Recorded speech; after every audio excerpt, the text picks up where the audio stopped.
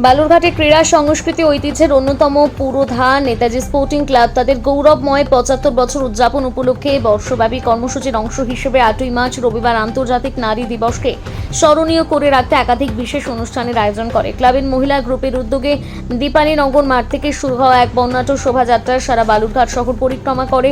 নারীর ক্ষমতায়ন, তাদের অধিকার তুলে ধরার জন্য মহিলাদের সক্রিয় অংশগ্রহণ এই শোভাযাত্রা ছিল এক অনন্য উদাহরণ।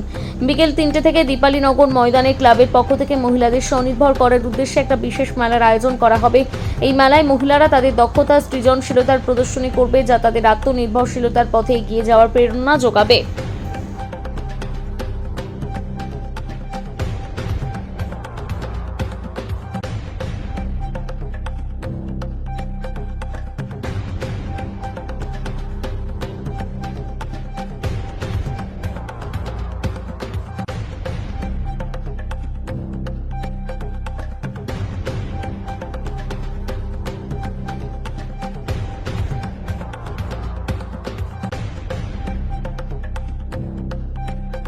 আজকে আন্তর্জাতিক নারী দিবস উপলক্ষে নেতাজি স্পোর্টিং ক্লাবের পরিচালনায় আপনাদের কি কর্মসূচি অনুষ্ঠিত হচ্ছে?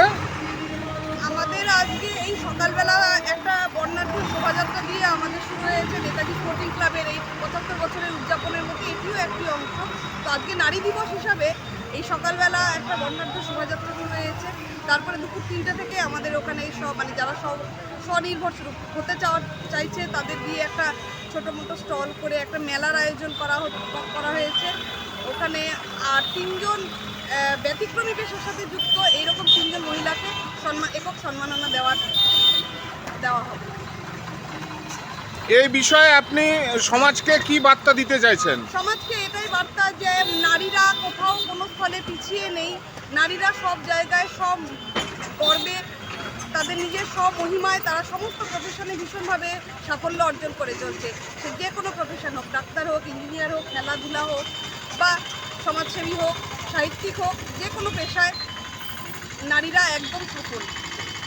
আপনার নাম, আপনি কি দায়িত্বে আছেন?